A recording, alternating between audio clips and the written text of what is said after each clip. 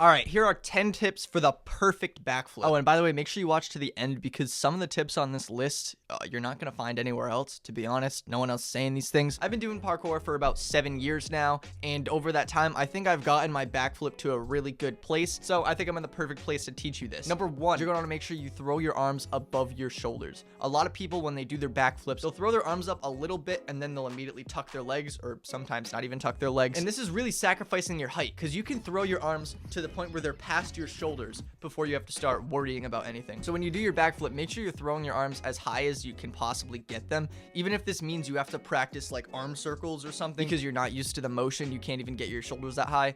That's fine. It's a thing to strive for. Make sure your arms are getting past your shoulders when you're doing your backflip. If any of you are kind of new to flips, throwing your arms is the best way to get your backflips rotating fast, and rotating fast is of course one of the keys to a perfect backflip. Number two is going to be to spot properly. Now, once again, if you're new to flips, you might not even know what spotting is, and that's perfectly fine because you're about to learn that among many other things across the course of this video. Spotting is essentially where you're looking before and during the flip. Spotting a backflip, many people don't even know where to look. They don't even put like a conscious thought into it, but spotting in a flip has a lot to do with how you actually land it. So when you're doing a backflip, you're going to want to spot an object that's about 45 degrees up, and then you're going to continue looking at that object for the entirety of the flip until you no longer are capable of seeing it, until you flipped enough that you can't see it. At which point you can start looking for the ground, and as soon as you see the ground, you'll open up. Because by the time you've mentally processed that you can see the ground, you'll basically be done with the flip. You'll be able to open your legs and be fine, provided you're getting enough height and rotation. Number three, this is going to be a tip you're probably not going to see a lot of people telling you on YouTube.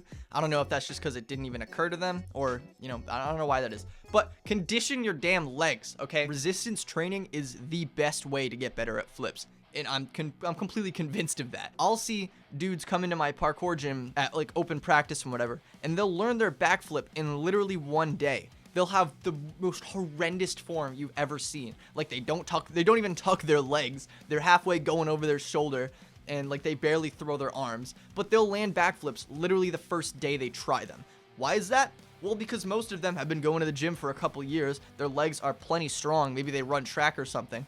I don't know. But when you're physically fit, this is actually the best way to get better at flips. And, you know, it logically makes sense. You got to be aerodynamic to, you know, do backflips and whatever. Make sure your legs are conditioned. So the workout routine I usually do for flips will involve squats, heavy squats, to the point where I can do like 8 to 12 reps. This is going to work your lower back as well as most of the major muscle groups in your leg. And then also leg press is nice just to supplement squats. You can do them afterwards because you can load more weight on, or even do lower weight just for higher reps, and you don't have to worry about failing. And then Bulgarian split squats, these are so good. My legs still hurt today, and I did them 2 days ago. And then lastly, tuck jumps and box jumps, I put them in the same category. A tuck jump is where you jump up, you throw your arms up, and then you tuck your knees to your chest, and then you jump back down. If that sounds familiar, that's because that's the exact same motion you're gonna be doing with your backflip.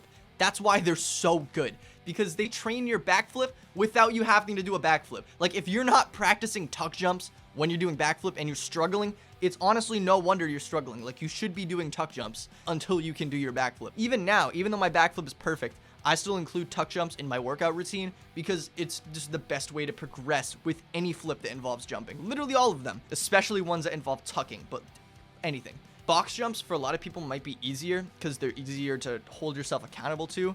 A tuck jump, a lot of the time when I tell new people to do tuck jumps, if I'm teaching them a backflip, they'll throw their arms up and then like tuck their knees and then only bring their knees up to like their waist height and then jump back down. Meaning it's super easy to half-ass tuck jumps. It's super easy to accidentally do half reps. So a proper tuck jump, you're going to be jumping up and tucking your knees all the way to your chest and bringing them back down. This is way harder, which means it's way better. So if you know you can keep yourself accountable to doing proper tuck jumps, that's great. Do tuck jumps. But if you can't keep yourself accountable, box jumps will force you to be accountable to jumping high enough. Tip number 4, make sure you're actually tucking. A lot of people won't grab their knees when they tuck to do a backflip, and this is just making it so unnecessarily hard. Like I don't understand why people do it, but I don't know, it's just a thing people do. If you want to have a much easier time with your backflip, just grab your knees, grab the top of your knees, grab your shins, grab anything to hold your legs in. It'll just make tucking so much easier. And then if you have trouble getting your knees all the way up, then you can do ab workouts to kind of help do that, because it's actually not really your legs working as much as it is your abs pulling your legs in. And you're also going to want to make sure that you're working in a gym, because when you have a parkour gym, you know, you've got access to mats and like foam pits and tumble tracks, all this different stuff that you're not going to have access to at home. And additionally, in a gym, you're going to have access to coaches who can help you through your backflip. This makes it way easier because they can give you personalized advice that I would never be able to on this channel unless I could watch a video of you doing it. If you can get a coach to spot your poor technique in the beginning, then it'll completely prevent you from running into roadblocks in the future because of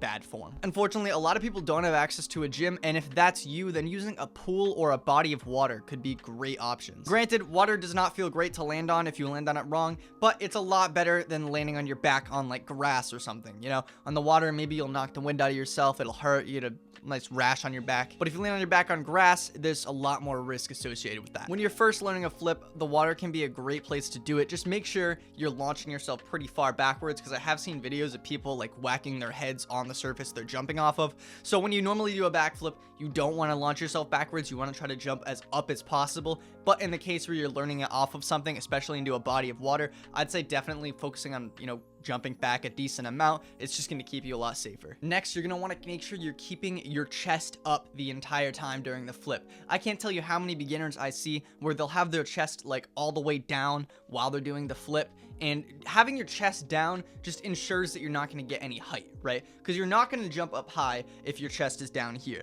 When you take off from the flip, you're going to want to make sure your chest is up, and especially when you're sinking down to jump into the flip, your chest should be up the whole time. This next thing, I see a lot of people get this wrong when they learn it on a trampoline first, and that's that you don't want to rock your neck back, right? I think it's pretty obvious that you shouldn't do this, but you'd be surprised at how many people do it. I think it's just a habit from trampoline, because on trampoline, if you're learning a backflip, you can get away with just rocking yourself backwards. But the thing about rocking your neck back is it's a great way to get whiplash. Also, on the same token of the chest thing, it's horrible for your height, right? Because if you're rocking your neck back, where are you sending yourself? You're sending yourself backwards, which is not up. And it may seem counterintuitive, but with the backflip, you don't want to rock yourself backwards. Next up is try not to move. I know I brought it up multiple times that you shouldn't be rocking backwards, but I'm going to kind of add more nuance to it with this point. You just want to stay as in place as possible, because like I said, rocking yourself backwards, you're putting more energy into going backwards than up. A lot of the time, I'll see like coaches and stuff say you should never put your hips forward during a backflip. But what I found is for a lot of people, when you're doing your backflip, if you don't bring your hips forward, so I'll just put an example on the screen if you don't know what I'm talking about, a lot of people will be fine to just keep their hips as they are, move them backwards. But for some people, moving your hips forward is the key to jumping straight up. Like for me, for example, if I don't move my hips at least a little bit forward when I do my backflip, I won't stay in place, and it won't be as clean as if I just threw my hips forward, you know? Just do whatever you can to try and stay as in place as possible. Do whatever feels the most comfortable to get to that point. You don't need to be perfectly in place. Like, you don't need to be able to land in the same exact, you know, pin needle spot that you did. But as a general rule, you know, try to stay as in place as possible. Now for the last tip, I decided to go with something that can be applied to literally any flip in, you know, parkour, gymnastics, whatever. And that's to take it slow. Right? You go on Instagram, you see a ton of people popping backflips like they're nothing, and that makes you think they're nothing for you. But the reality is, a backflip is a very dangerous trick to learn. It should be learned in the gym, and you should take it as slow as possible. Not as possible, but take it slow, right? If you've only landed it on the mat once, and other than that, you've never gotten it, maybe don't take it to grass. Probably not a great idea, you know? Make sure that you've gotten your backflip absolutely, like, rock solid on the spring floor and in the gym before you decided to take it to grass, because you may want to progress faster, but the truth is, if you hurt yourself, then you're going to progress significantly slower than if you just took it slowly. Whatever you're learning, be it a backflip, a double backflip, triple backflip, whatever, literally anything, just take it slowly, please, because parkour and just flips in general kind of have a reputation of being super dangerous, and they absolutely can be.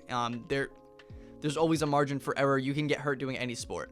But the truth is, how dangerous parkour is really up to you, the person doing it. Because by taking it slowly and only doing what you know you can do, you can greatly mitigate the risk of hurting yourself by like a lot. I've only gotten seriously injured like twice, and those weren't even that serious. One of them was a sprained ankle. One of them was a hyperextended leg. The hyperextended leg took me out for like 2 days. The sprained ankle took me out like a month or two. And that's it. That's all I've gotten. Granted, maybe I haven't progressed as fast as I probably could have, but in my opinion, having a functioning body is better than, you know, landing a cool trick for Instagram.